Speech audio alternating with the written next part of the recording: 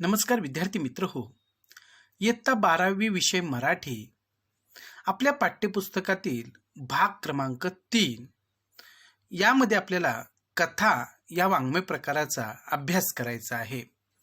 आपण या व्हिडिओमध्ये कथा साहित्य प्रकार परिचय करून घेणार आहोत. मराठीतील प्रसिद्ध कथालेखकांच्या सचित्र माहितीसह मी तुम्हाला हा कथा साहित्य प्रकार नेमका कसा आहे हे सांगण्याचा प्रयत्न करणार आहे. कथा या साहित्य प्रकाराचं सोप्या भाषेत स्पष्टीकरण तुम्हाला या व्हिडिओमध्ये ऐकायला मिळेल. चला मग आपण कथा या साहित्य प्रकाराचा आपण परिचय करून घेऊ. विद्यार्थी मित्र हो, सर्वप्रथम आपण कथा साहित्य प्रकार परिचय याविषयी नेमकं आपल्याला काय जाणून घ्यायचं आहे ते समजून घेऊ. पहा, कथा या वाङ्मय प्रकाराला दीर्घ परंपरा लाभली आहे. अगदी फार पूर्वीपासून, अगदी प्राचीन काळापासून मौखिक परंपरेतून कथा आपल्यापर्यंत येऊन पोहोचलेली आहे. म्हणजेच कथा हा जो वाङ्मय प्रकार आहे, साहित्य प्रकार आहे, त्याला फार मोठी परंपरा जी आहे तर ती लाभलेली आहे. श्रवणीयता म्हणजे ऐकायला कथा आपल्याला आवडते. मनोरंजन आपलं मनाचं रंजन होतं, म्हणजे मनोरंजन होतं. व प्रबोधन आणि कोणता ना कोणता तरी संदेश देण्याचं काम कथा करत असते. म्हणजेच श्रवणीयता, मनोरंजन व प्रबोधन ही कथा या वाङ्मय प्रकाराची उल्लेखनीय वैशिष्ट्ये आहेत. हा वाङ्मय प्रकार समजून घेण्यासाठी कथेची पूर्वपीठिका. आता कथा हा वाङ्मय प्रकार आपण समजून घेण्या अगोदर नेमकी कथा कशी निर्माण झाली ते आपल्याला जाणून घेणं गरजेचं आहे. कथेचे घटक, कथेची वैशिष्ट्ये आणि कथा ही सादरीकरणासाठी सुद्धा असते आणि म्हणून या सादरीकरणाची वैशिष्ट्ये या सगळ्या गोष्टींची माहिती आपल्याला कथा साहित्य प्रकार परिचय या घटकामध्ये घ्यायची आहे. कथेच्या अभ्यासातून भाषिक कौशल्य विकसित होतात, तसेच व्यावसायिक संधीही उपलब्ध होतात. आता कथेच्या माध्यमातून आपली भाषिक कौशल्य नक्की त्या ठिकाणी उंचावतात, ती विकसित होतात आणि तसेच काही व्यावसायिक संधीसुद्धा आपल्याकडे जर तशा प्रकारचं कौशल्य असेल तर एक उत्तम कथाकथनकार म्हणून सुद्धा आपण या क्षेत्रामध्ये पुढे येऊ शकतो. म्हणजेच व्यावसायिक संधी की ज्या विविध माध्यमातून आज आपल्याकडे उपलब्ध आहे, तर तेही आपल्याला समजून घ्यायचं आहे. कथा या साहित्य प्रकाराचा परिचय व्हावा या हेतूने प्रस्तुत विवेचन केले आहे. आणि कथा साहित्य प्रकाराचा परिचय जो आपण करून घेतो आहोत, तर यामधून आपल्याला कथा या साहित्य प्रकाराचा एक सविस्तर असा विचार जो आहे तर तो काय आहे हे आपल्याला इथं सांगितलेलं आहे. आणि संपूर्ण या कथा वाङ्मय प्रकाराची माहिती आपल्याला घेतल्यानंतर आपण कथा या वाङ्मय प्रकाराकडं एका वेगळ्या दृष्टिकोनातून नक्की पाहू शकतो. आणि म्हणून हा सगळा भाग जो आहे तर आपण तो मनापासून अभ्यासायचा आहे. पहा विद्यार्थी मित्र, पुन्हा एकदा पहा की कथा या वाङ्मय प्रकाराला जी दीर्घ परंपरा आहे तर ती लाभलेली आहे. श्रवणीयता, मनोरंजन व प्रबोधन ही कथा या वाङ्मय प्रकाराची उल्लेखनीय वैशिष्ट्ये आहेत. कथेची पूर्वपीठिका, घटक, वैशिष्ट्ये आणि सादरीकरण ही या साहित्य प्रकाराच्या संदर्भात आपल्याला जाणून घ्यायची आहेत. आता या घटकाला सुरुवात करण्यापूर्वी या घटकाशी संबंधित जी प्रस्तावना आहे ती आपल्याला समजून घ्यायची आहे. पाहूया आपण की मनुष्य आपली अनुभव कल्पना जेव्हा दुसऱ्याला सांगू लागला तेव्हाच त्यांची गोष्ट झाली आणि त्यातून कथेचा जन्म झाला. आणि माणूस आपले अनुभव कल्पना जेव्हा दुसऱ्याला सांगायला लागला तेव्हा अर्थातच त्याची गोष्ट झाली आणि यातूनच कथेचा जन्म झाला. कथा या शब्दाचा शब्दशः अर्थ गोष्ट, कहाणी, हकीकत, वर्णन असा आहे. आणि कथा या शब्दाचा जो शब्दशः अर्थ आहे तो अर्थातच गोष्ट, कहाणी, हकीकत, वर्णन असा आपण घ्यायचा आहे. किंबहुना आपण तो तशाच प्रकारे अर्थ घेत असतो. लक्षवेधी, सोप्या, सुटसुटीत आणि रसाळ शब्दांत पूर्वी गोष्ट सांगितली जात असे आणि या श्रवण गोष्टीतून मनोरंजन व अप्रत्यक्षपणे बोध देण्याचा प्रयत्न होत असे. आणि अशा पद्धतीनं लक्ष वेधून घेणारी अगदी सोप्या, सुटसुटीत आणि रसाळ शब्दांमध्ये सांगितलेली जी गोष्ट आहे तर त्याला आपण सर्वसाधारणपणे कथा असं म्हणतो. आणि कथा ऐकण्यातून, गोष्ट ऐकण्यातून आपलं मनोरंजन आणि कोणता ना कोणता तरी बोध आपल्याला नक्की मिळत आलेला आहे. मौखिक परंपरेतून सुरू झालेल्या व लिखित स्वरूपात स्थिरावलेल्या कथा या वाङ्मय प्रकाराला उत्तरोत्तर लोकप्रियता लाभत गेली आणि सुरुवातीला कथा ही मौखिक परंपरेतून आपल्यापर्यंत पोहोचली आणि नंतर त्याला साहित्याचं स्वरूप प्राप्त झालं आणि कथा हा वाङ्मय प्रकार जो आहे तो आता पूर्णपणे आपल्याला स्थिरावलेला आणि त्याला खूप लोकप्रियता जी आहे तर ती मिळालेली दिसते. कथ म्हणजे सांगणे, निवेदन करणे आणि कथ म्हणजे कथामधला कथ हा जो काय धातू आहे, संस्कृत धातू, तर त्याचा अर्थ सांगणे, निवेदन करणे असा होतो. आणि कथ या मूळ धातूपासून कथा हा शब्द रूढ झालाय. म्हणजे कथा शब्द कसा आलेला आहे तर कथ म्हणजे सांगणं, निवेदन करणं आणि याच कथ मूळ धातूपासून कथा हा शब्द मराठीत रूढ झालेला आहे.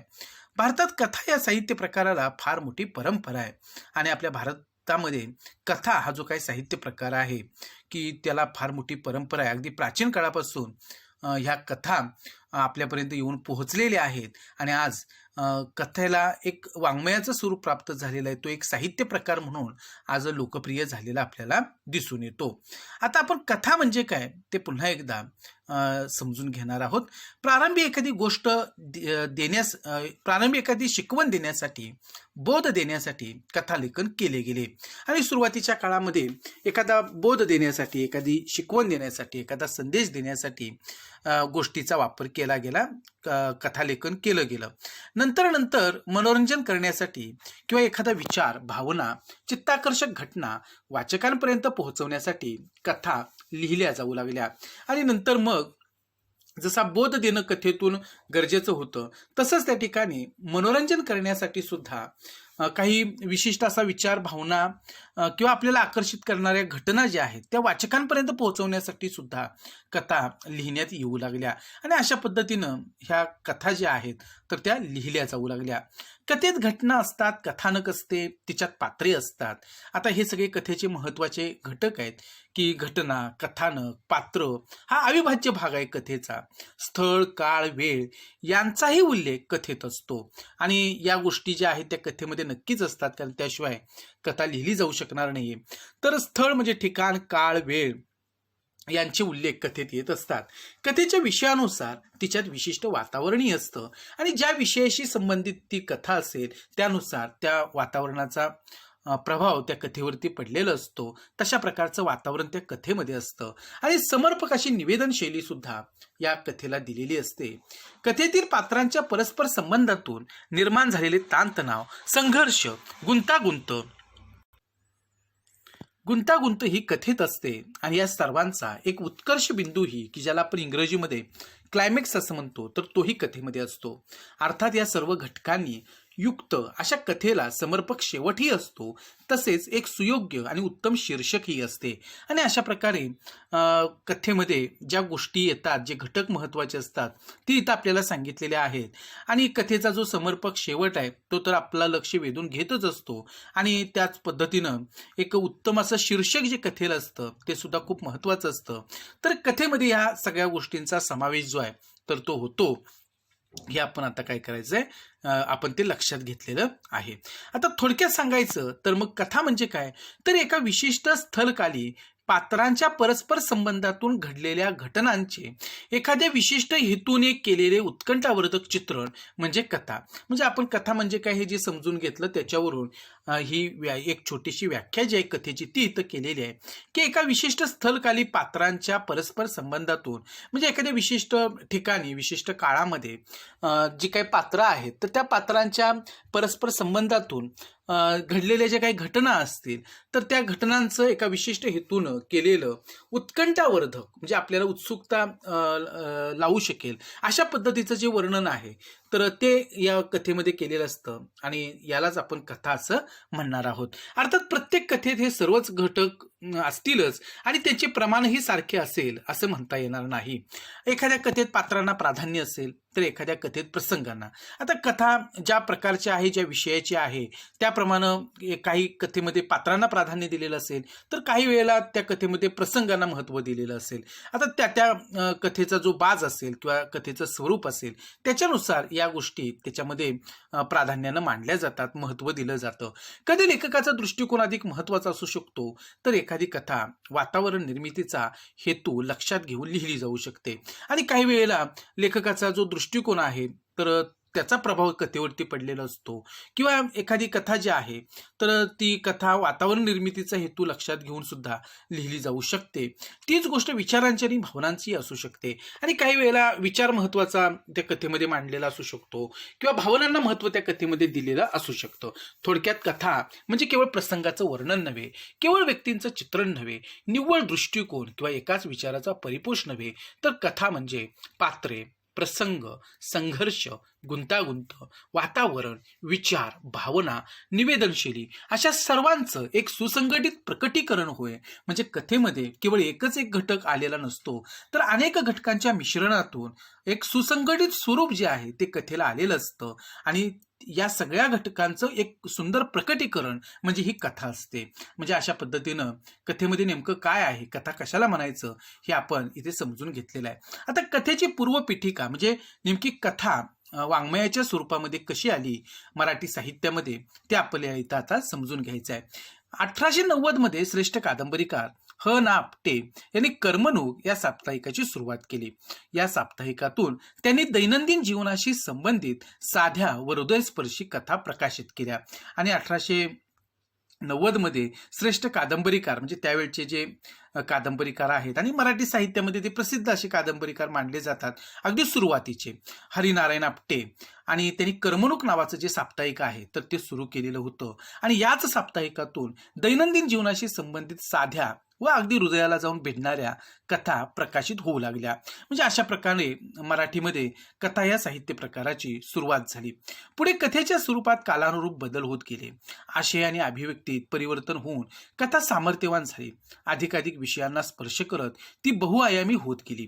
लेखन तंत्रातही प्रयोग झाले आणि अशा पद्धतीनं काळानुसार सगळ्याच साहित्य प्रकारांमध्ये जसे बदल होतात तसे कथेमध्ये सुद्धा झाले. आशयाच्या बाबतीमध्ये, प्रकटीकरणाच्या बाबतीमध्ये कथा अधिक त्या ठिकाणी सामर्थ्यवान बनली. वेगवेगळे विषय कथेमध्ये येऊ लागले आणि कथेचा आकार जो आहे किंवा कथेचं जी बहुविविधता आहे तर ती सुद्धा त्या ठिकाणी त्या कथेमध्ये आली आणि अशा पद्धतीनं ही कथा विस्तारत गेली. लेखन तंत्र सुद्धा बदलत गेलं. अनेक प्रयोग लेखन तंत्रामध्ये होत गेले. त्यानंतर ग्रामीण कथा, दलित कथा यांनी कथा वाङ्मयाला समृद्ध केले आणि मराठी साहित्यामध्ये ग्रामीण भावजीवन कथेच्या द्वारे साहित्यामध्ये आणण्याचा प्रयत्न अनेक साहित्यिकांनी केला. त्याच्यातून ग्रामीण कथा लिहिल्या गेल्या. दलित समाज जो आहे तर त्याच्या व्यथावेदनांना कथेनं मोकळी वाट करून दिली. तर असा हा दलित कथा वाङ्मय, दलित कथा ज्या आहेत तर त्या मराठी साहित्यात निर्माण झाल्या आणि या कथांनी मराठी कथा वाङ्मयाला अधिक समृद्ध केलेला आहे. स्त्री शिक्षणाच्या प्रसाराचा प्रभाव साहित्यावरती सुद्धा झाला आणि स्त्रिया जशा शिकू लागल्या त्या मग या शिक्षणातून सुद्धा पुढे कथेमध्ये अनेक बदल होत गेले. या स्त्री शिक्षणाचा प्रभाव साहित्यावरती सुद्धा पडला. स्त्रियांचा अनुभव कथेच्या माध्यमातून व्यक्त होऊ लागले आणि स्त्रिया सुद्धा लिहित्या झाल्या आणि त्यांनी आपले अनुभव कथेच्या माध्यमातून मांडायला सुरुवात केली. त्यामुळे एकूणच कथेचा प्रवाह आणि आशय दोन्हीही वृद्धिगत होत गेले आणि अशा पद्धतीनं कथेचा जो प्रवाह होता तो आणि त्यामध्ये आलेला आशय जो आहे दोन्हींमध्ये मोठ्या प्रमाणामध्ये वाढ होत गेली आणि एका वेगळ्या दिशेनं कथेचा प्रवाह पुढे जात राहिला. अशी ही जीवनाचे विविधांगी दर्शन घडवणारी कथा आजही वाचकांना आकृष्ट करत आहे आणि अशा पद्धतीनं जीवनाचं विविधांगी दर्शन जे आहे तर ती कथा घडवते आणि म्हणूनच वाचकांना ते आपल्याकडे आकर्षित करण्यामध्ये यशस्वी ठरलेले आहे. आता आपण कथेचे घटक पाहूया.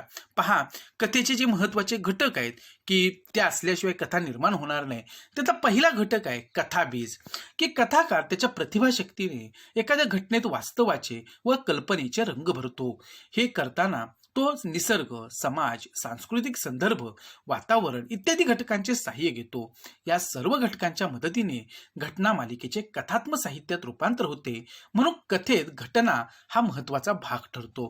कथेत या मूळ घटनेलाच कथाबीज असे म्हणतात. आणि यावरून आपल्या आता हे लक्षात आलेलं असेल की कथेमध्ये असा कोणता ना कोणता तरी महत्वाचा घटक असतो किंवा एक विशिष्ट अशी घटना असते, ती त्या कथेचं मूळ असतं. आणि म्हणून ही जी काही महत्वाची मूळ असणारी घटना जी असते त्यालाच त्या कथेचं मूळ म्हणतात.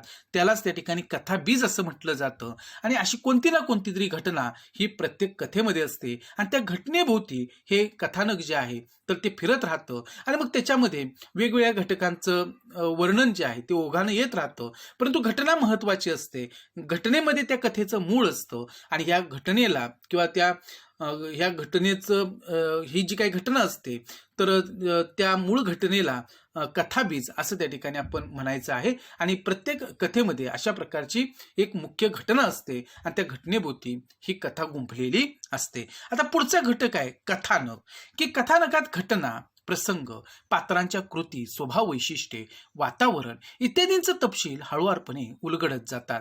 कथेत कथानकातील घटकांचे एकत्रीकरण केले जाते. या एकत्रीकरणातून कथेची मांडणी आकाराला येते. हे कथानक उलगडताना त्यातील प्रवाहीपणही जपले जाते. कथाकाराच्या मनात कथेच्या अनुषंगाने निर्माण झालेला भावाशय वाचकांपर्यंत पोहोचवण्यासाठी कथन करणे हे कथानकाचं प्रयोजन असते. आणि अशा प्रकारे कथानकामध्ये घटना असतील, प्रसंग, पात्रांच्या कृती, स्वभाव वैशिष्ट्ये, वातावरण या सगळ्यांचे तपशील जे आहेत तर ते मांडलेले असतात आणि ते हळूहळू कथेतून उलगडत जात असतात. आणि कथानकातील घटनांचं किंवा कथानकातील घटकांचं जे एकत्रीकरण आहे ते ह्या कथेमध्ये केलं गेलेलं असतं आणि या एकत्रीकरणातून कथेची मांडणी करण्यात आलेली असते. आणि हे कथानक सुद्धा असं काही प्रवाही असतं की त्याच्यातून कथानक आपोआप त्या ठिकाणी उलगडत जातं.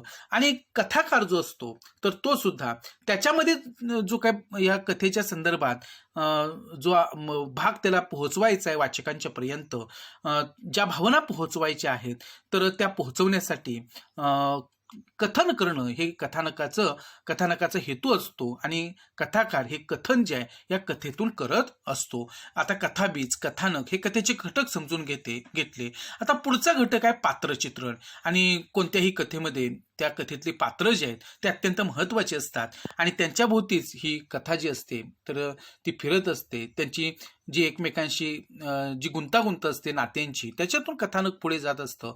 तर ही पात्र महत्वाची आहेत की पात्रचित्रण हा कथेचा महत्वपूर्ण घटक आहे. पात्रचित्रणातून कथेचा आशय पुढे पुढे जात राहतो. आणि ही पात्र जी आहेत ती जे वर्णन केलेली असतात ती जर हुबेहूब आणि वाचकांना आवडतील अशा पद्धतीनं जर ती पात्र लेखक शब्दांच्या द्वारे उभी करू शकला त्या कथेतून तर नक्कीच ही कथा जी आहे तर ती वाचकांच्या मनाचा वेध घेण्याचं काम करते आणि ती त्याच्या हृदयापर्यंत जाऊन पोहोचत असते. आणि म्हणून पात्रांचं वर्णन महत्वाचं आहे आणि या पात्रांच्या चित्रणातूनच कथा पुढे सरकत राहते. कथाकार एखाद्या पात्राची वृत्ती, कृती, उक्ती, भावना, विचार, कल्पना, संवेदना, जीवनदृष्टी, जीवन पद्धती इत्यादींच्या चित्रणातून त्या व्यक्तीची शब्दरूप प्रतिमा तयार करत असतो. म्हणजे एखाद्या पात्राच्या संदर्भामध्ये कितीतरी गोष्टी आहेत की त्या कथाकाराला त्यातून त्या मांडायच्या असतात आणि त्यातूनच त्या व्यक्तीची प्रतिमा जी आहे की जी कथेमध्ये जी व्यक्ती वर्णन केलेली आहे तर त्याची एक शब्दरूप प्रतिमा आपल्यासमोर उभी करण्याचं काम हा कथाकार करत असतो. या शब्दरूप प्रतिमेला पात्र असे म्हणतात. कथेतील पात्रांना वास्तवातील माणसांप्रमाणे रेखाटले जाते आणि म्हणून वाचकांची त्या पात्रांशी जवळीक साधली जाते. ही पात्रे कथाकाराची स्वनिर्मिती असते आणि अशा पद्धतीनं कथाकाराची जी स्वनिर्मिती आहे ती हीच आहे की पात्रांशी जर वाचकांची जवळीक निर्माण झाली तर ती त्या कथाकाराचं यश म्हणावं लागेल. आणि अशा पद्धतीनं या पात्रांचं वर्णन जे आहे तर ते इथे महत्वाचं असतं आणि अशा पद्धतीचं पात्रचित्रण कथेमध्ये येत असतं आणि तो महत्वाचा घटक आहे कथेचा. आता पुढचा घटक आहे वातावरण निर्मिती. कथेला स्थळ काळाबरोबरच सामाजिक, भौतिक भौतिक, भौगोलिक, सांस्कृतिक, राजकीय इत्यादी युक्त वातावरण असते आणि कथेला स्थळ काळाबरोबर सामाजिक, भौगोलिक, सांस्कृतिक, राजकीय अशी एक पार्श्वभूमी लाभलेली असते. या वातावरणाचा वाचकांवरती परिणाम होऊन तो कथानकाशी एकरूप होतो. वातावरणाचा पट जितका सघन तितकी कथा सकस होते आणि ज्या पद्धतीनं वातावरण जे आहे तर ज्या प्रकारचं असेल त्या पद्धतीनं ती कथा सकस होत राहते, अधिक त्या ठिकाणी दर्जेदार बनत जाते. आता पुढचा घटक आहे नाट्यमयता किंवा संघर्ष. कथेत चांगल्या वाईटाचा संघर्ष असतो, त्यातूनच नाट्यमयता निर्माण होते. आता कथेत काहीतरी चांगल्या गोष्टींचं वर्णन असतं, काही दुष्प्रवृत्तींचं वर्णन असतं, त्यांच्यातला संघर्ष दाखवलेला असतो चांगल्या वाईटाचा आणि त्याच्यातूनच एक नाट्य घडत राहतं आणि त्या नाट्याचं वर्णन ह्या कथेमध्ये येत असतं. या संघर्षातूनच कथा उत्कर्ष बिंदूपर्यंत पोहोचते आणि कथेचा म्हणून जो एक उत्कर्ष बिंदू असतो, क्लायमॅक्स असतो, तिथपर्यंत हा जो काही चांगल्या वाईटाचा संघर्ष आहे तर तो जाऊन पोहोचत असतो. कथेत प्रत्येक वेळी संघर्ष किंवा नाट्य हे वाईट घटनांचंच असतं असंही नाही, तर आनंद आणि सुखात्मक घटनांतून सुद्धा नाट्यमयता निर्माण होते आणि प्रत्येक वेळेला ह्या चांगल्या वाईटाचा जो संघर्ष वर्णन केलेला असतो तर त्यामुळेच त्या ठिकाणी कथा अधिक चांगली होते, अशातला काही भाग नाही. तर आनंद आणि सुखात्मक म्हणजे आनंददायी ज्या घडामोडी असतील किंवा आपल्याला सुखाच्या वाटणाऱ्या ज्या घटना असतील तर त्याच्यातून सुद्धा एक नाट्यमयता जी आहे तर ती निर्माण होत असते. कथेच्या शेवटी कथेतील अनुभवांचा, घटनांचा उत्कर्ष बिंदू नाट्यपूर्ण रीतीने साधता येतो, पण तरीही कथानकाच्या ओघात स्वाभाविकपणे झालेला शेवट वाचकाला आकर्षित करतो आणि अशा पद्धतीनं नाट्यमयता संघर्ष हा खरं तर नाटकाचा अत्यंत महत्त्वाचा भाग आहे आणि याच्यातून सुद्धा एक ओढ जी आहे किंवा उत्सुकता जी आहे तर ती वाचकांच्या मनामध्ये कथेविषयी निर्माण होत असते आणि म्हणून ह्या ज्या काय ह्या नाट्यमयतेचं जे वर्णन असेल किंवा ह्या संघर्षाचं वर्णन जे आहे तर ते स्वाभाविकपणे कथाकारानं जर केलेलं असेल तर नक्कीच त्या ठिकाणी ही कथा जी आहे तर ती वाचकांच्या मनापर्यंत जाऊन पोहोचते आणि म्हणून नाटकामध्ये ह्या नाट्यमयतेला आणि संघर्षाला फार महत्त्वाचं स्थान आहे. आता पुढचा मुद्दा आहे, घटक आहे संवाद. कथेतील संवाद हे चटपटीत, आकर्षक, वाचकाच्या भावविश्वाला स्पर्श करणारे आणि कथानकाला प्रवाही ठेवणारे असतात. आता कथेतील जे संवाद असतात ते पात्रानुसार वेगवेगळ्या स्वरूपाचे असतात. ग्रामीण असू शकतात, शहरी असू शकतात, आदिवासी बोलीभाषेतले हे संवाद असू शकतात. परंतु ज्या प्रकारचं पात्र त्याच्यामध्ये असेल आणि त्याच्या तोंडी ज्या प्रकारचे संवाद असतील तर ते संवाद अत्यंत महत्त्वाचे असतात कथेमध्ये, कारण वाचकाच्या भावविश्वाला स्पर्श करणारा हा संवादाचा भाग असतो आणि कथानकाला नेहमी पुढे घेऊन जाणं किंवा कथानक अधिक प्रवाही ठेवणं हे संवादातून होत असतं आणि म्हणून संवादाकडे फार लक्ष असतं वाचकांचं आणि त्या दृष्टीनं कथाकारानं ह्या संवादाला आपल्या कथेमध्ये महत्त्वाचं स्थान द्यायचं असतं. पात्रांच्या स्वभाव धर्मानुसार व परिस्थितीजन्य घटकांनुसार संवाद लिहिले जातात आणि पात्रांचा जसा स्वभाव धर्म असेल, ज्या प्रकारची परिस्थिती त्या कथेमध्ये वर्णन केलेली असेल तर त्याच्यानुसार हे संवाद जे असतात तर ते लिहावे लागतात. या संवादात लय व आंतरिक संगती महत्त्वाची असते. संवादातून रसनिर्मिती आणि रस परिपोष होत असतो आणि संवादातून वेगवेगळ्या प्रकारचे रस, मग अद्भुत रस असेल, करुण रस असेल, हास्य रस असेल की हे निर्माण होत असतात आणि तो वाचकांच्या हृदयापर्यंत जाऊन तो रस पोहोचत असतो किंवा त्याच्यातून रस निर्मिती जी आहे तर ती होत असते आणि जेव्हा वाचकाला अशा प्रकारचा अनुभव येईल तेव्हा ती कथा यशस्वी झालेली असते. अर्थपूर्ण संवाद कथेला वेगळी उंची प्राप्त करून देतात आणि अर्थपूर्ण असे जे संवाद असतात की ते कथेला एका वेगळ्या उंचीवर घेऊन जात असतात आणि म्हणून संवाद हा घटक जो आहे तो कथेमध्ये फार महत्त्वाचा आहे. आता कथेचा पुढचा घटक आहे ती म्हणजे भाषाशैली. कथानक भाषेच्या मदतीने साकार होत असते आणि कथेतील पात्रांच्या स्वभाव वैशिष्ट्यानुसार व कथेतील वातावरणानुसार भाषेची योजना केली जाते. कथाकार, त्याचा दृष्टिकोन, त्याचा अनुभव घेण्याची पद्धत यानुसार कथेचं भाषारूप आणि शैली विशेष निश्चित होत जातात. कथा लिहिताना साधारणतः प्रमाण भाषा आणि बोलीभाषा यांची सरमिसळ केली जाते. तसेच कथा पूर्णपणे बोलीभाषेतही लिहिली जाते. आता भाषाशैली ही कथेच्या विषयानुसार किंवा कथेमध्ये ज्या प्रकारच्या वातावरणाच्या पार्श्वभूमीवरती कथा लिहिली जाते आहे, म्हणजे ग्रामीण विषयाशी संबंधित कथा असेल तर पूर्णपणे ग्रामीण बोलीभाषेमध्ये त्या कथेचं लेखन केलं जातं. शहरामधली एखाद्या विषयावरती संबंधित ती कथा असेल तर प्रमाण मराठीचा उपयोग त्याच्यामध्ये केलेला असतो आणि अशा पद्धतीनं जी काही भाषाशैली असते तो महत्त्वाचं अंग असतं ह्या कथेचं आणि या भाषेच्या मदतीनंच खरं तर ही कथा जी असते तर ती साकार होत असते आणि म्हणून ही जी भाषा आहे तर ती निवडत असताना तर कथाकार त्या विषयाला अनुसरून निवडत असतो. मग ती कधी ग्रामीण असेल, कधी शहरी असेल, कधी आदिवासी भाषा असेल किंवा या सगळ्या भाषांची एक सरमिसळ जी आहे ती सुद्धा कथेमध्ये केलेली असू शकते पात्रानुसार. आणि अशा पद्धतीनं ही भाषा शैली जी आहे ती सुद्धा अत्यंत महत्त्वाची असते. आता वरील घटकांशिवाय सुद्धा, आता वरील घटक म्हणजे कोणते, तर आपण आता कथेचे घटक बघितले की कथाबीज, कथानक, पात्रचित्रण, वातावरण निर्मिती, नाट्यमयता किंवा संघर्ष, संवाद, भाषाशैली. तर या वरील घटकांशिवाय सुद्धा प्रारंभ, मध्य आणि शेवट असे कथेचे सर्वसाधारणपणे 3 टप्पे मांडले जातात. म्हणजे कथा सुरुवातीलाच आपण चांगले आहे की वाईट आहे हे कधी ठरवतो, जेव्हा सुरुवातीपासून ती कथा वाचकाच्या मनाची पकड घेते. म्हणजे सुरुवात चांगली असावी लागते, आकर्षक असावी लागते.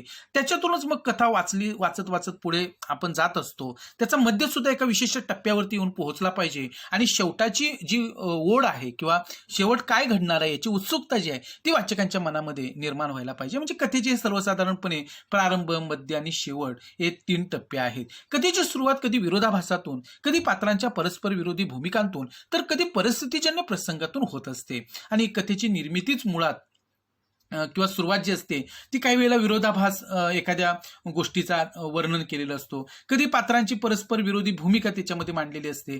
तर कधी अशी काही परिस्थिती घडत असते की त्याच्यातून त्या कथानकाला सुरुवात होत असते. आणि ही सुरुवात जितकी नाट्यपूर्ण, जितकी उत्कट, तितकी वाचकांची उत्कंठा अधिक तीव्र होते. आणि ही कथेची सुरुवात जी आहे ती जितकी नाट्यपूर्ण असेल किंवा उत्कट असेल, पुढे काय घडणार याची वाचकाला उत्कंठा लावणारी सुरुवात असेल, तर अर्थातच ती कथा अधिक त्या ठिकाणी वाचकाला आवडते, भावते. ही उत्कंठा कथेच्या शेवटपर्यंत कायम राखली जाते. आणि ही जी उत्कंठ असते की ती शेवटपर्यंत जर राखण्यामध्ये कथाकार यशस्वी ठरला तर नक्कीच त्या ठिकाणी वाचकाला ही कथा जी आहे तर ती आवडत असते. कथेच्या रचनाबंधाला यामुळे सौंदर्य प्राप्त होतं. आणि अशा पद्धतीनं हा एकूणच कथेचा जो रचनाबंध आहे की प्रारंभ, मध्य आणि शेवट, की त्याला एक वेगळं सौंदर्य जे आहे तर ते निर्माण होत असतं. कथालेखनात कथेच्या वरील घटकांबरोबरच शीर्षकाचं महत्त्व सुद्धा अनन्यसाधारण आहे. आणि जसं हे घटक महत्त्वाचे आहेत तसं अत्यंत महत्त्वाचं घटक म्हणजे शीर्षक. कारण शीर्षक वाचूनच ती गोष्ट कशी असेल किंवा त्याच्यामध्ये काय असू शकतं याची कल्पना वाचक करत असतो. सूचक व अर्थपूर्ण शीर्षक कथेचा आशय उलगडण्यास मदत करते आणि म्हणून कथेचं शीर्षक जे आहे ते सुद्धा महत्त्वाचं आहे. आता कथेची वैशिष्ट्ये आपण समजावून घेऊया. आपण कथेचे घटक पाहिले, आता कथेची वैशिष्ट्ये बघूया की मराठी भाषेचं कथादालन खूप समृद्ध आहे. ते विविधतेने आणि गुणवत्तेने नटलेलं आहे आणि त्यामुळेच मराठी कथा अनेकविध वैशिष्ट्यांनी परिपूर्ण झाली आहे. आता मराठी भाषेचं कथादालन खूप समृद्ध आहे, पण ते कसं आहे, कोणते कथाकार मराठीमध्ये होऊन गेलेले आहेत किंवा सध्या आहेत, त्यांची कोणती कथेची पुस्तकं आहेत हे या व्हिडिओच्या शेवटी चित्ररूप पद्धतीनं मी तुम्हाला सांगणार आहे. परंतु कथेची जी वैशिष्ट्ये आहेत ती आता आपण बघूया. कथा मनोरंजन करते आणि हे कथेचं वैशिष्ट्य असतं की मराठी कथा विलक्षण मनोरंजक आहे. तिची खुमारीच मोठी न्यारी आहे आणि तिचा बाज या कथेचा, मराठी कथेचा अतिशय वैशिष्ट्यपूर्ण असा आहे की प्रत्येकाचं मनोरंजन करण्यामध्ये ही कथा यशस्वी ठरते. आणि म्हणूनच कथेला एक वेगळी लोकप्रियता जी आहे तर ती मिळू शकलेली आहे. मराठीत सर्वात जास्त वाचला जाणारा साहित्य प्रकार म्हणजे कथा होय. आणि सगळ्यात जास्त कोणतं साहित्य वाचलं जातं मराठी साहित्यामध्ये, कुठला वाङ्मय प्रकार, तर तो कथा होय. दिवाळी अंकांमध्ये कथेला मानाचं पान दिले जाते, ते तिच्या मनोरंजकता या वैशिष्ट्यामुळे. आणि कोणताही दिवाळी अंक असू दे की त्याच्यामध्ये सगळ्यात जास्त स्थान कोणत्या साहित्य प्रकाराने मिळतं तर ते कथेला. आणि कथा कोणत्या त्याच्यामध्ये आलेल्या आहेत, कोणत्या मोठ्या लेखकांच्या त्या कथा त्याच्यामध्ये दिलेल्या आहेत, यावरून सुद्धा तो दिवाळी अंक खरेदी करायचं की नाही हे वाचक ठरवत असतात. आणि अशा पद्धतीनं कथेला खूप मोठं महत्त्व जे आहे ते मराठी साहित्यामध्ये आहे. आबालवृद्ध कथा सांगण्याचा आणि ऐकण्याचा आनंद मनमुरात लुटतात तो तिच्या या मनोरंजकतेमुळेच. आणि लहानांपासून थोरांपर्यंत सगळेच जण कथा सांगण्याचा आणि ऐकण्याचा आनंद अगदी मनापासून लुटत असतात, तो केवळ या कथेमध्ये असणाऱ्या मनोरंजकता या गुणामुळे. मनोरंजनाची कितीतरी अत्याधुनिक साधने, आता मनोरंजनाची जी साधनं आहेत सध्याच्या काळामध्ये आपल्याला उपलब्ध आहेत की टीव्ही वगैरे, खरं तर ही खूप नंतर आलेली आहेत, पण सुरुवातीचं मनोरंजनाचं साधन हे कथाच होतं. म्हणून पहिला मान हा कथेचाच. म्हणजे मनोरंजनाची कितीतरी अत्याधुनिक साधनं, उदाहरणार्थ टीव्ही वगैरे खूप नंतर उदयास आली, पण पहिला मान कथेचाच. म्हणजे कथा हा वाङ्मय प्रकार जो आहे तो सुरुवातीपासून मनोरंजन करणारा आहे आणि त्याच्यातून आपलं मनोरंजन होतं याची खात्री वाचकांना पटलेली आहे. आणि म्हणून आत्ताच्या काळात कितीही अत्याधुनिक साधनं असली तरी याची मनोरंजनाची सुरुवात जी आहे तर ती करण्याचं पहिला मान जो आहे तो कथेलाच मिळालेला आहे. कथा सर्वांनाच हवीशी वाटते, याचं कारण तिच्या मनोरंजकतेत दडलेलं आहे. मुलं तर गोष्ट सांगण्यासाठी भंडावून सोडतात. मुलांचा हा गुणच असतो, कारण मुलांना गोष्टी ऐकायला फार आवडत असतं. किंबहुना गोष्टी सांगणारे शिक्षकच त्यांचे आवडते शिक्षक असतात. हे का होतं, तर गोष्ट त्यांना फार आवडत असते आणि म्हणून लहानपणापासून मुलांना गोष्टी आवडत असल्यामुळं अगदी मोठ्या लोकांना ते भंडावून सोडत असतात की आम्हाला गोष्ट सांगा. मोठी माणसं याला अपवाद नसतात, मोठ्या माणसांना सुद्धा गोष्टी आवडत असतात, ती सुद्धा ह्या अपवाद नसतात गोष्ट सांगण्यामध्ये किंवा ऐकण्यामध्ये. माणूस गोष्टी वेगळा झाला तो तिच्या मनोरंजकता या वैशिष्ट्यामुळेच. आणि अशा पद्धतीनं माणसाला गोष्ट का आवडू लागली किंवा गोष्टीच्या तो प्रेमात का पडला, का तर या कथेमध्ये जी मनोरंजकता नावाचा गुण आहे त्याच्यामुळं माणूस गोष्टी वेगळा बनलेला आहे. म्हणजेच कथेचा हेतू जो मनोरंजन करणं आहे तर तो मोठ्या प्रमाणामध्ये कथा हा हेतू पूर्ण करते आणि त्यामुळे सगळ्यांना कथा आवडत असते. आता कथेचं पुढचं वैशिष्ट्य आहे, कथेमुळे सुसंस्कार होतात. मनोरंजकतेप्रमाणेच मनावर संस्कार करण्याची ही जबरदस्त ताकद कथेत असते, की कथा एका बाजूला मनोरंजन सुद्धा लोकांचं करते आणि दुसऱ्या बाजूनं आपल्यावरती संस्कार सुद्धा करण्याचं काम करते, किंवा तेवढं सामर्थ्य जे आहे ते कथेमध्ये आहे. कथेच्या माध्यमातून मूल्य विचार रुजवता येतात. कथा प्रेरणा, स्फूर्ती, बोध, ज्ञान देते आणि अशा पद्धतीनं मूल्य विचार तर आपल्यामध्ये रुजवण्याचं काम कथा करतच असते.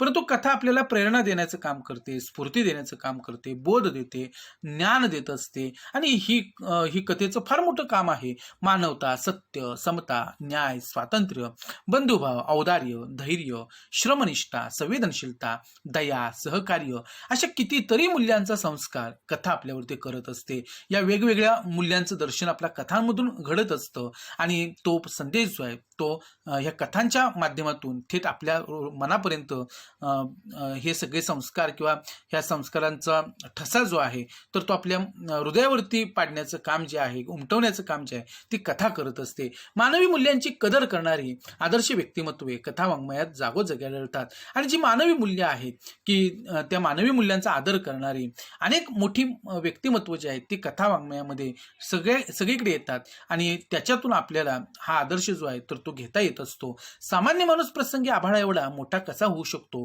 हे एखाद्या बोधकथेच्या माध्यमातून वाचकांच्या मनावर ठसवता येते. आणि एखादा सामान्यातला सामान्य माणूस सुद्धा अगदी आभाळा एवढं मोठं काम कसं करू शकतो किंवा तो मोठा कसा होऊ शकतो हे बोधकथेच्या माध्यमातून आपल्या वाचकांच्या मनावर ठसवण्याचं काम कथा करत असते. आणि या संस्कार क्षमतेच्या वैशिष्ट्यामुळेच तर कथेतून सद्गुणांचं पाठीय देता येतं. आणि अशा पद्धतीनं ह्या संस्कार क्षमतेचा हा गुण मुळातच कथेमध्ये असल्यामुळं एक सद्गुणांचा मार्ग जो आहे आपल्याला या कथेतून मिळत असतो. आणि त्या मार्गावरून जर आपण चाललो तर नक्कीच आपल्यावरती सुद्धा ही कथा योग्य ते संस्कार नक्की करेल आणि वेगवेगळ्या प्रकारचा बोध जो आहे तो आपल्या मनाला देण्याचं काम कथा नक्की करणार आहे. आणि हा कथेचा महत्त्वाचा भाग आहे.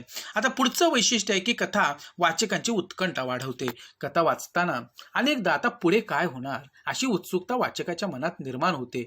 किंबहुना अशी उत्कंठा ज्या कथेमध्ये असते तेच कथानक वाचकांचं आवडतं कथानक असतं. आणि म्हणून ही वैशिष्ट्य आहे कथेचं की पुढे काय होणार ही उत्कंठा त्या कथेमध्ये सतत आपल्याला लावली गेली पाहिजे. वाचकाला उत्सुकता त्या कथेविषयी निर्माण व्हायला पाहिजे, शेवटाविषयी उत्सुकता निर्माण व्हायला पाहिजे. आणि अशा पद्धतीची उत्सुकता असेल तर ती कथा पहिल्यापासून शेवटपर्यंत वाचक वाचत राहतात. आणि एकदा कथा वाचायला सुरुवात केल्यानंतर ती कथा संपूच नये असं जेव्हा वाटतं वाचकाला तेव्हा त्या ठिकाणी ती कथा यशस्वी झालेली असते. त्याच्या मनात जिज्ञासा जागी होते, कारण कथानक वाचकाला खिळवून ठेवणारे असते. कथेतील पात्रे आणि प्रसंग यांची गुंफण अशा कौशल्याने केलेली असते की वाचक त्यात तल्लीन होऊन जातो. आणि कथेमध्ये वर्णन केलेली पात्र असतील, त्यात ते प्रसंग असतील, यांची एकमेकांमध्ये केलेली गुंफण अशा काही कौशल्याने केलेली असते की सगळे वाचक त्या कथेशी एकरूप होऊन जातात. वाचकाला वर्तमानातून भूतकाळात घेऊन जाणं आणि पुन्हा वर्तमानात आणणं अशा फ्लॅशबॅक लेखन शैलीमुळे कथा उत्कंठावर्धक होते. आणि कथेचे वैशिष्ट्य आहे की वाचकाला वर्तमानातून भूतकाळामध्ये सहजपणे कथा घेऊन जाते आणि पुन्हा वर्तमानामध्ये ती आणून सोडते. हा जो फ्लॅशबॅक आहे तर या फ्लॅशबॅकच्या लेखन शैलीमुळं कथा अधिक उत्कंठावर्धक बनते. या दृष्टीने पाठ्यपुस्तकातील शोध ही कथा एकदा वाचा आणि आपल्याला या भाग 3 मध्ये जी काही पहिलीच कथा दिलेली आहे ती शोध ही कथा आहे आणि ह्या सगळ्या वैशिष्ट्यांचं आपल्याला दर्शन जे आहे ते शोध ह्या कथेमध्ये नक्की होईल आणि मग कथेमध्ये उत्कंठा कशी असते हे आपल्याला नक्की शोध ह्या कथेमधून लक्षात येईल असं इथं सांगितलेलं आहे. आणि तुम्ही सगळ्यांनी शोध ही कथा अगदी शिकवण्यापूर्वी वाचून काढा, म्हणजे तुम्हाला ही कथेची आत्तापर्यंतची जी सगळी वैशिष्ट्ये आहेत तर ती कशी असतात कथांमध्ये ते आपल्याला लक्षात येईल. आता शोध ही कथा वाचायला सांगितलेली आहे. त्या कथेतील आकस्मिक वळणे, अचानकपणे जी काही वळणं मिळालेली आहेत या कथेमध्ये, कथानकाला नाट्यमय प्रसंग आलेले आहेत, कथेचा अनपेक्षित शेवट सुद्धा झालेला आहे की ज्याची आपण कल्पना केलेली नाही. या सर्वांमुळे उत्कंठा शेवटपर्यंत कशी टिकून राहते हे तुमच्या लक्षात येईल आणि अशा पद्धतीनं कथा वाचकांची उत्कंठा कशी वाढवत असते हे आपल्याला शोध या नावाच्या कथेवरून नक्की लक्षात येणार आहे. आणि ही कथा तुम्ही वाचा, म्हणजे इथं जे सांगितलेलं आहे ते त्याची प्रचिती तुम्हाला नक्की त्या कथेमध्ये येईल. आता पुढचं वैशिष्ट्य आहे की कथा एककेंद्रीय असते. अनुभवाचं, रचनेचं एककेंद्रित्व हे कथेचं वैशिष्ट्य आहे. कादंबरी वा नाटकाप्रमाणे ती बहुकेंद्री नसते. कथेतील प्रसंग, पात्रे, वातावरण मर्यादित असते आणि म्हणूनच ती लहान असते, लघु असते, ती पसरट नसते, तिचं स्वरूप स्फुट असते. म्हणजे कथा ही आकारानं कशी छोटी असते आणि एकच एक जी घटना असते किंवा जे एकच कथानक असतं की त्याचीच गुंफण करत करत कथा पुढे सरकत राहते. आणि म्हणून आकाराच्या दृष्टीनं जर विचार केला तर इतर साहित्य प्रकारांपेक्षा कथा हा साहित्य प्रकार आकाराने लहान आहे आणि त्यामुळेच कथा ह्या एकाच कथानकाभोवती फिरत असल्यामुळं वाचकाला सुद्धा एका सरळ अशा वाचनामध्ये किंवा एकदा कथा वाचायला सुरुवात केली की ती पूर्ण कथा एकाच ठिकाणी करता येते आणि त्यामुळं वाचक कथेकडे जास्त आकर्षित होतात आणि कथा एककेंद्रीय असते. हे या कथेचं वैशिष्ट्य जे आहे तर ते फार महत्त्वाचं आहे. आता पुढचं वैशिष्ट्य आहे की कथा भूतकाळात लिहिली जाते. सर्वसाधारणपणे कथा भूतकाळात लिहिली जाते. कथेत होऊन गेलेल्या घटनांविषयीचं निवेदन असतं. उदाहरणार्थ एक होते गाव, अशा पद्धतीनं निवेदनशैली ह्या कथेमध्ये आढळते. म्हणजे पूर्वी घडून गेलेल्या घटनेविषयी कथेत सांगितलेलं असल्यामुळं या निवेदनाची पद्धत जी आहे ती भूतकाळाची असते. तिथे एक दानशूर माणूस राहायचा, ही अशी वाक्यरचना सर्वसाधारण कथेत आढळतात. म्हणजे भूतकाळाचं वर्णन तिथं केलेलं असतं. कथेत एखादी हकीकत असते, घडून गेलेले प्रसंग असतात, त्यांचं वर्णन असतं. त्यामुळे आपोआपच कथालेखनासाठी भूतकालीन निवेदनशैली वापरली जाते आणि अशा पद्धतीनं घडून गेलेल्या घटनांचंच वर्णन कथेमध्ये येत असल्यामुळं याची जी निवेदनशैली आहे तर ती भूतकालीन असते आणि त्या दृष्टीनं आपण कोणतीही कथा वाचली तर त्याच्यातली ही निवेदनशैलीचं वैशिष्ट्य जे आहे ते आपल्या लक्षात येईल. आता पुढचं वैशिष्ट्य आहे की कथेच्या माध्यमातून जीवनाचा वेध घेतला जातो. कथा मानवी जीवनाचा थेटपणे वेध घेते. ती जीवनस्पर्शी असते. राजा राणी असो वा एखादा टॅक्सी ड्रायव्हर, नर्स असो वा गावातला लोकसेवक, त्या प्रत्येकाच्या जीवनातील घटनांचा, भावभावनांचा, वैचारिक उलतापालथींचा धांडोळा घेण्याची ताकद कथेत असते. कथेला एकही जीवनविषयी वर्ज्य नाही. बालपणी काऊचिऊच्या रूपाने मानवी जीवनात प्रवेश करणारी कथा आयुष्यात ठाण मांडून बसलेली असते. जीवनाचा वेध घेण्याचं हे वैशिष्ट्य कथेची खासियत आहे आणि अशा पद्धतीनं कथा आपल्या माणसांच्या आयुष्याचाच जणू वेध घेण्याचं काम करत असते. संपूर्ण जीवनाला स्पर्श करण्याचं काम कथा करत असते आणि म्हणूनच कथेचा विषय कोणताही असू दे, एखाद्या राजाची कथा असू दे, राणीची गोष्ट असू दे, एखाद्या टॅक्सी ड्रायव्हरची गोष्ट असू दे किंवा एखाद्या नर्सची असू दे किंवा एखाद्या समाजसेवकाची असू दे, की कुणाच्याही जीवनातलं घटना असतील, भावभावना असतील, वैचारिक उलथापालथी असतील, तर त्या सगळ्यांचा शोध घेण्याचं सामर्थ्य कथेमध्ये असतं आणि कुठलाच विषय हा कथेला वर्ज्य नाही. कोणत्याही विषयावरती कथा लिहिली जाऊ शकते. अगदी लहानपणीच्या काऊचिऊच्या गोष्टी ज्या आहेत तर त्यांनी आपल्या जीवनामध्ये प्रवेश मिळवलेला असतो आणि आजपर्यंत आपल्याला काऊचिऊची गोष्ट जी आहे तर ते आपण कधी विसरलेलो नसतो. एवढं कथेनं आपल्या मनाची पकड घेतलेली असते. म्हणजे जीवनाचा वेध घेण्याचं, जीवनाविषयी एक वेगळा दृष्टिकोन आपल्याला देण्याचं काम जे आहे तर ती कथा करत असते. पुढचं वैशिष्ट्य आहे की श्रवणीयतेमुळे कथेचं सादरीकरण करता येते. की सादरीकरण म्हणजे सादर केले जाणं, सांगणं, कथन करणं. कथा सादर केली जाते. कथामाला, बालक मेळावे, बालसाहित्य संमेलने इथे आवर्जून कथा सांगितल्या जातात. नाटके, कादंबऱ्या, निबंध वा लेखसंग्रह यांचं कथन फारसं होत नाही, पण कथाकथन मात्र घरोघरी, शाळांमध्ये, साहित्यविषयक कार्यक्रमांमध्ये नित्यनेमाने घडत असते. कथा सांगणाऱ्याने ती मनोभावे सांगणे आणि ऐकणाऱ्याने ती एकचित्ताने ऐकणे ही ही सांस्कृतिक देवघेव पूर्वी होत होती, आज होत आहे, उद्याही होत राहील. आणि अशा पद्धतीनं श्रवणीयता हा कथेचा मोठा गुण असतो आणि सादरीकरणाच्या माध्यमातून आपल्याला ही कथा लोकांच्या पर्यंत नेऊन पोहोचवता येते आणि मग वेगवेगळ्या कार्यक्रमांच्या माध्यमातून ही कथा आपण लोकांच्यापर्यंत पोहोचवू शकतो. मग ती लहानांपासून थोरांपर्यंत सगळ्यांच्यापर्यंत ही कथा जात असते आणि कथा सांगणाऱ्यानं जर ती मनापासून सांगितली आणि ऐकणाऱ्यानं सुद्धा एकाग्रतेनं ती ऐकली तर नक्कीच त्या ठिकाणी ती कथा कथेचा जो हेतू असतो तर तो साध्य होत असतो. आणि अशा पद्धतीनं कथा सांगणं आणि ऐकणं या दोन्ही गोष्टी किंवा ही जी सांस्कृतिक देवघेव आहे ती फार पूर्वीपासून सुरू आहे, आजही ती सुरू आहे आणि उद्यासुद्धा ती तशाच प्रकारे राहील. कारण कथा हा माणसाच्या अत्यंत आवडीचा असा विषय आहे आणि म्हणून ही जी काही सांस्कृतिक चळवळ जी आहे किंवा सांस्कृतिक गोष्ट आहे, कथेची जी देवघेव आहे तर ती निरंतर त्या ठिकाणी पुढेही सुरू राहील असं ह्या वाङ्मय प्रकारातून आपल्याला इथं सांगितलेलं आहे किंवा ह्या कथेच्या माध्यमातून आपल्याला हा भाग सांगितलेला आहे. आता कथेचं सादरीकरण याविषयी आपण जाणून घेऊया. पहा की कथेचं सादरीकरण ही कला आहे आणि योग्य प्रयत्नाने ही कला साध्य होऊ शकते. जसं चित्रकला असते, संगीतकाराची एखादी संगीत कला असते, एखाद्या गायकाचं गायन एखादं गीत गायन करण्याची त्याची कला असते आणि ह्या सगळ्या गोष्टी प्रयत्नानं साध्य होत असतात. विविध प्रकारच्या कथांचं मुखवाचन प्रकट वाचन करण्याचा सराव, विविध कथा लेखकांची किंवा लेखिकांची लेखनशैली समजून घ्यायचा केलेला प्रयत्न, भाषेची जाण, शब्दोच्चार आणि सादरीकरण कौशल्य यामुळे कथाकथनाचं तंत्र अवगत होऊ शकतं. आणि कोणतीही कला ही प्रयत्नानं साध्य होत असते आणि कथा सादरीकरण ही सुद्धा कला आहे. आणि विविध कथांचं आपण मुखवाचन करून प्रकट वाचनाचा सराव करून किंवा विविध लेखक असतील लेखिका असतील यांच्या कथांची लेखनशैली समजून घेऊन भाषेची जाण, शब्दोच्चार आणि सादरीकरण कौशल्य आत्मसात करून आपण नक्कीच त्या ठिकाणी कथाकथनाचं तंत्र आत्मसात करू शकतो, अवगत करू शकतो. अलीकडच्या काळात कथाकथन क्षेत्रात अनेक व्यावसायिक संधी सुद्धा उपलब्ध होत आहेत आणि आत्ताचा काळ जो आहे की विज्ञान तंत्रज्ञानाचा काळ आहे आणि आता आपल्याला जलद रीतीनं लोकांच्यापर्यंत पोहोचण्याची माध्यमे उपलब्ध आहेत आणि या दृष्टीने विचार केला तर कथाकथन क्षेत्रामध्ये सुद्धा आपल्याला व्यावसायिक संधी आहेत. प्रोफेशनल स्वरूपात आपण हे काम करू शकतो.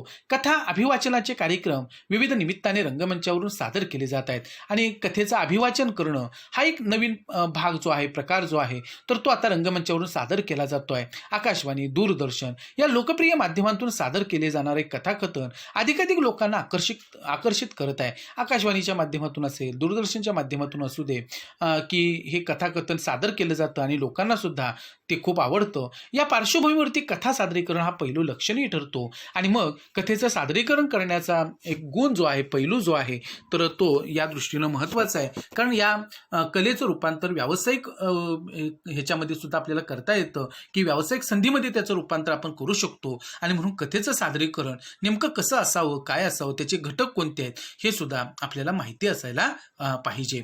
आता आपण कथेचं अभिवाचन समजून घेऊया. अभिवाचनामुळे कथा श्रोत्यांपर्यंत योग्य प्रकारे पोहोचण्यास मदत होते. कथेचं अभिवाचन एकाच वेळी जर अनेकांकडून केलं गेलं तर आवाजाचा एकसुरीपणा टळतो. म्हणजे एकच कथा की त्यातली जी पात्रं असतात ती पात्रं आपण जर वेगवेगळ्या लोकांना दिली आणि त्या प्रकारचे संवाद त्या व्यक्तींनी बोलायचं ठरवलं तर एकाच व्यक्तीनं कथा सांगितल्यामुळं जो एकसुरीपणा त्याच्यामध्ये येत असतो आणि त्याच्यामुळं कथा थोडीशी आपल्याला कंटाळवाणी वाटू शकते. तर हा एकसुरीपणा जो आहे एकाच व्यक्तीनं कथा सांगणं तर ते आपल्याला ह्या अभिवाचनाच्या माध्यमातून टाळता येतं. संवादातील चढ उतार, चटपटीतपणा, शब्दफेक यातील विविधतेचा आनंद श्रोत्यांना मिळतो आणि अभिवाचनामुळं एकच कथा अनेक व्यक्ती जर सांगत गेले, त्यांच्याकडून ही कथा श्रोत्यांच्यापर्यंत पोहोचली तर अर्थातच संवादामधला चढ उतार असेल, चटपटीतपणा असेल, शब्दफेक असेल तर यातला जो वेगळा आनंद आहे तर तो श्रोत्यांना मिळू शकतो. कथेतील घटना, प्रसंग, व्यक्तिरेखा यांचं आकलन होण्यास मदत होते. कथा वाचनाला जर पार्श्वसंगीताची, प्रकाश योजनेची, नेपथ्याची जोड दिली तर ते अभिवाचन श्रोत्यांवर चांगला परिणाम करते व दीर्घकाळ स्मरणात राहते. आणि ज्या कथेचं वाचन आपल्याला अभिवाचन करायचं आहे तर त्याला कथेतील प्रसंगानुसार योग्य ते पार्श्वसंगीत दिलं. समजा आनंदाचे प्रसंग असतील तर आनंदाची भावना व्यक्त करणारं संगीत असेल, दुःखाचा प्रसंग असेल तर दुःख व्यक्त करणारं पार्श्वसंगीत असेल, त्याची योजना आपण करू शकतो. एक छान प्रकारचं प्रकाश योजना जी आहे तर ते आपण रंगमंचावरती निर्माण करू शकतो. त्या कथेच्या कथानकाला साजेल अशा पद्धतीची नेपथ्याची जोड दिली आणि जर त्या कथेच्या प्रसंगानुसार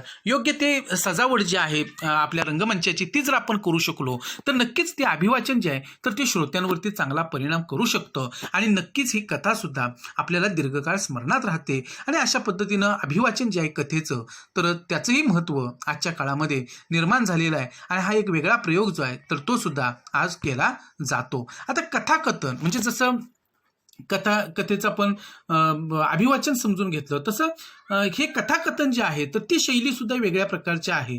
आणि कथाकथन नेमकं कसं करायचं ते आपण समजावून घेऊया की कथाकथन करणाऱ्या व्यक्तीला भाषेच्या ज्ञानाबरोबरच वाचिक अभिनयाचीही थोडी जोड द्यावी लागते आणि त्यामुळे कथाकथन उठावदार होतं. म्हणजे कथाकथन करणाऱ्या व्यक्तीला केवळ भाषिक ज्ञान असून चालत नाही, ते भाषिक ज्ञान तर असायलाच पाहिजे, परंतु त्याच्याबरोबर सुद्धा वाचिक अभिनय जो आहे तर तो त्या ठिकाणी त्याच्याकडे असणं गरजेचं आहे आणि त्यामुळे त्याची कथा जी आहे तर ती अधिक उठावदार व्हायला मदत होते. आता कथाकथन करणाऱ्याला शब्दांच्या माध्यमातून पात्रांना जिवंत करायचं असतं.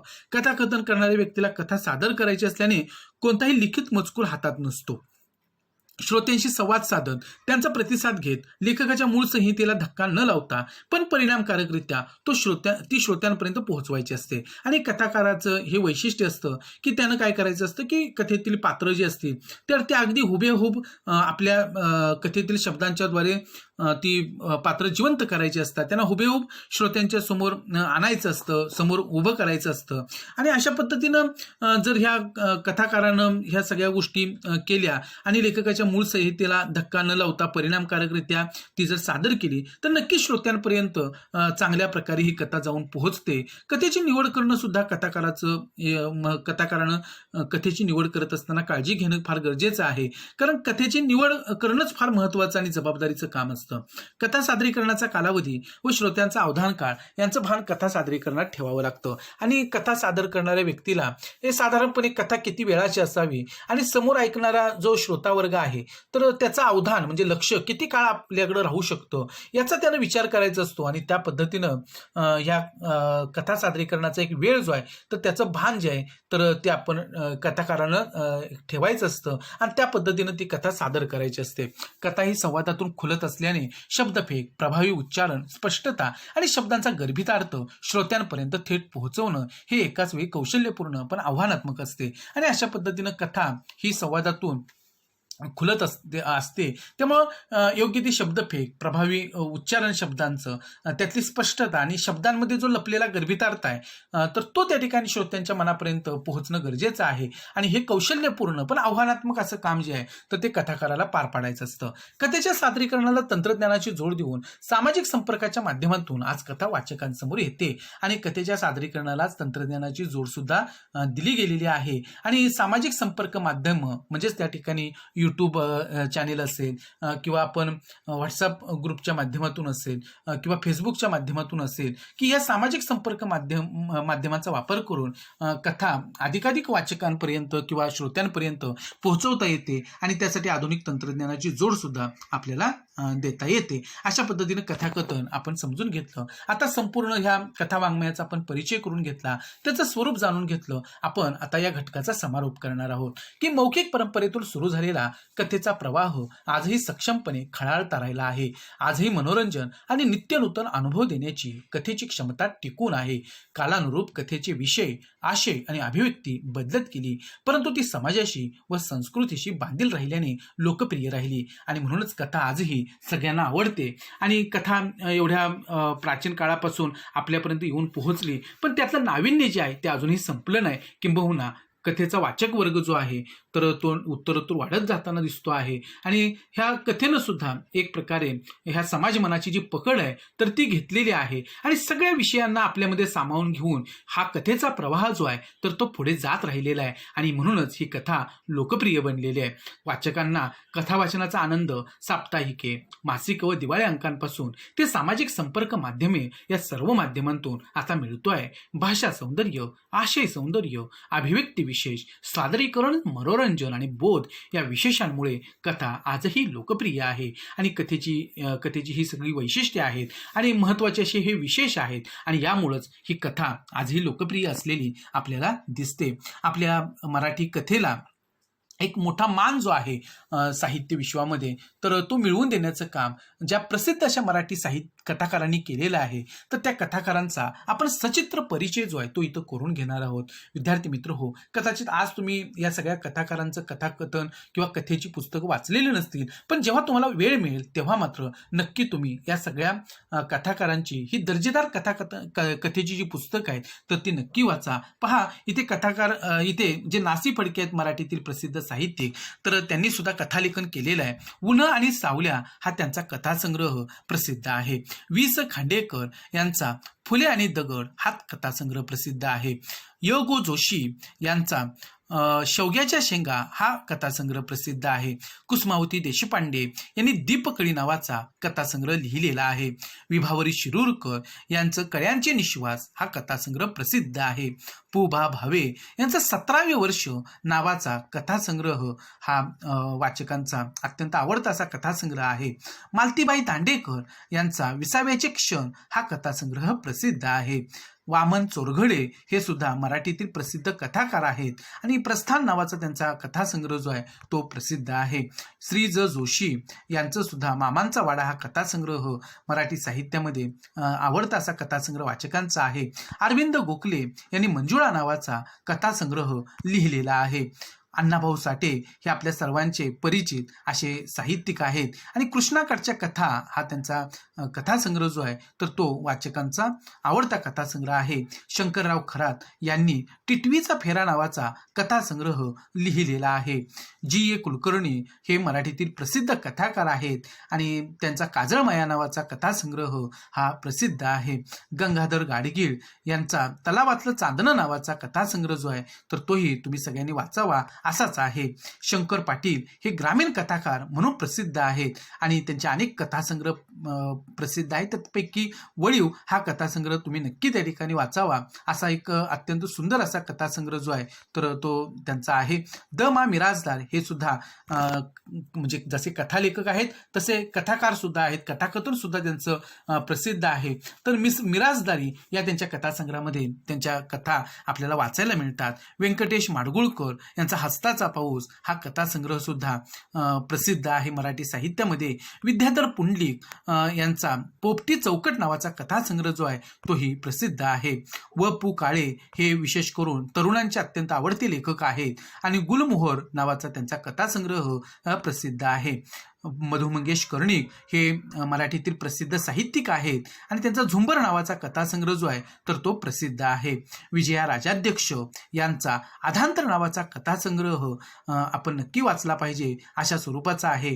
ज्योत्स्ना देवधर यांचा पैलतीर हा कथासंग्रह आहे. त्याचबरोबर शैलजा राजे यांचा वेगळ्या वाटा हा कथासंग्रह आहे. वामन होवाळ यांचा वाटा अडवाटा नावाचा कथासंग्रह जो आहे तर तो प्रसिद्ध आहे. डॉक्टर जयंत नारळीकर हे विज्ञान कथाकार आहेत आणि त्यांच्या अनेक विज्ञानविषयक कथा प्रसिद्ध आहेत. यक्षांची देणगी हे त्यांचं पुस्तक जे आहे विज्ञानविषयक कथांचं पुस्तक तर ते विशेष लोकप्रिय आहे. आशा बगे यांचं मारवा नावाचा कथासंग्रह प्रसिद्ध आहे.